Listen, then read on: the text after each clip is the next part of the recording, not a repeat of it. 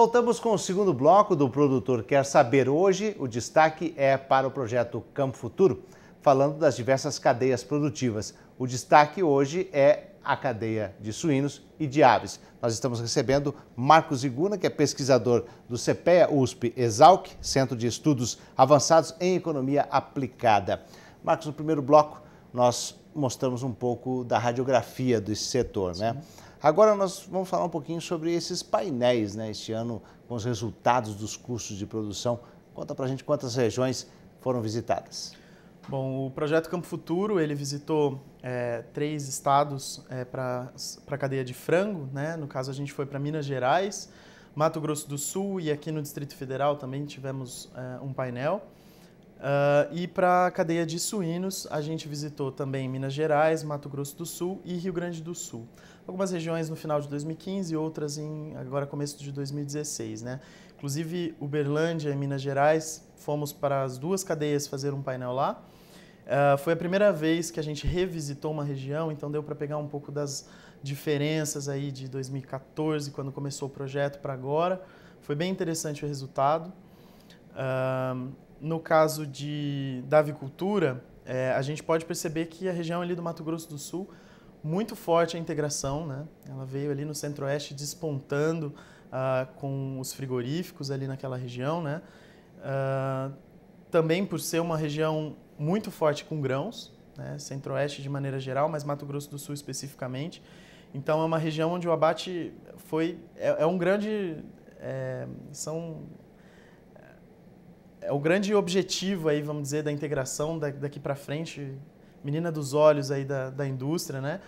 Para a parte de frango e de suíno. Está mais próximo da matéria-prima, né? Isso. É um grande potencial aí para a indústria, as plantas ali do Mato Grosso do Sul. É uma movimentação que vem há tempo, né? A indústria tentando ir para a região. Começamos com o Rio Verde e outras regiões, né? A gente teve também painéis em 2014, por exemplo, trazendo um pouquinho, né, do histórico aí do projeto. Em 2014 a gente teve Lucas do Rio Verde, no Mato Grosso, também é uma região muito importante na produção. Fomos visitar a Bahia, na região ali de Feira de Santana. Agora já está marcado, inclusive, os painéis para a região sul, para frango, para suínos a gente já comentei, a gente foi para Santa Rosa, né? No Rio Grande do Sul. Então, assim, o projeto está ampliando bastante, a gente está conseguindo uma boa capilaridade aí também, com o apoio das federações, dos sindicatos rurais e, claro, do produtor, né, que é quem mais leva o projeto para frente. Afinal, é para eles que a gente está... E quais foram os resultados, os destaques que você poderia colocar para a gente sobre os custos de produção nesse levantamento aí, né, e um comparativo com essas diferentes regiões? Sim. No caso, por exemplo, em Minas Gerais, a gente se deparou com dois sistemas de produção, falando do frango, né? Em Minas Gerais, a gente viu o frango griller, que é aquele frango com uma carcaça um pouco menor, geralmente voltado para exportação, principalmente os países árabes aí, e alguns países da União Europeia, que importam bastante esse produto do Brasil. Então, carcaças menores, um acabamento um pouco melhor, um ciclo mais reduzido, né? Uma produção ali por volta dos 30 dias, um peso também um pouco menor, dos 800 a 1,5 kg, por aí. Então, um frango menorzinho, uma carcaça um pouco menor, mas também com um acabamento um pouco mais diferenciado, né?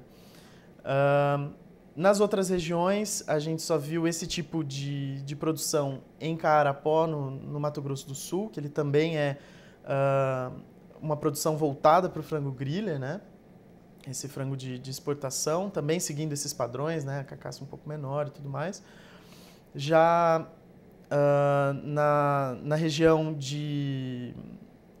voltando um pouco no histórico, né? Mato Grosso, que a gente foi em Lucas do Rio Verde em 2014, a gente viu carcaças mais pesadas, né?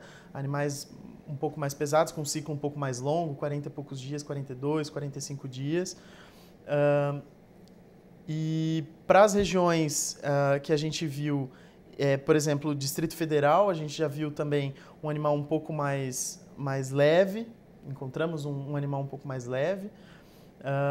Mas assim, diferenças entre os sistemas produtivos, entre convencional e, por exemplo, o Dark House, que é uma modalidade de galpão que está vindo muito forte, né, já faz um tempo, está vindo em todas as regiões já tem essa tendência de migrar para o galpão fechado, né, de pressão negativa que a gente fala. A gente já tem visto essa mobilização de reinvestimento da cadeia, principalmente no longo prazo, né? As indústrias, inclusive, estão apoiando essa iniciativa do produtor de fazer reinvestimentos na atividade para trocar esses galpões convencionais, que são aquele com abertura e fechamento automático das cortinas laterais e tudo mais, pelo fechado, né? Que ele usa aquele sistema de refrigeração, de troca de ar, pressão. Então ele é um pouco mais automatizado. Climatizado, né? Isso, são os galpões climatizados. Que é um investimento um pouquinho maior, mas pelo menos a vida útil dele também é um pouco maior, né? Isso mesmo. Mas requer um investimento. Agora, nos custos, o que mais chamou a atenção, assim, o que mais aumentou no custo de produção nesses levantamentos?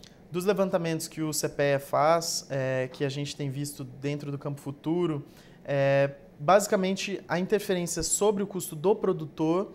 O que a gente pode perceber é, principalmente no começo do ano, quando tem o reajuste da mão de obra, né? Grande parte dos custos, aí em algumas regiões, quase que 80% do custo desse produtor integrado é referente à mão de obra, então é um peso muito grande para ele. A energia elétrica, ano passado a gente passou por uma crise hídrica e o produtor sofreu bastante com os reajustes, né? A mudança das tarifas. A gente ficou um bom tempo com a bandeira vermelha, né, que é aquela tarifa um pouco mais elevada. Então, isso foi um ponto bem importante para o produtor em 2015 que a gente não viu nessa questão da energia elétrica em 2016. Né? Essa situação se reverteu, o nível dos reservatórios aumentou, reduziu a tarifa novamente, então o produtor conseguiu novamente um ganho maior aí.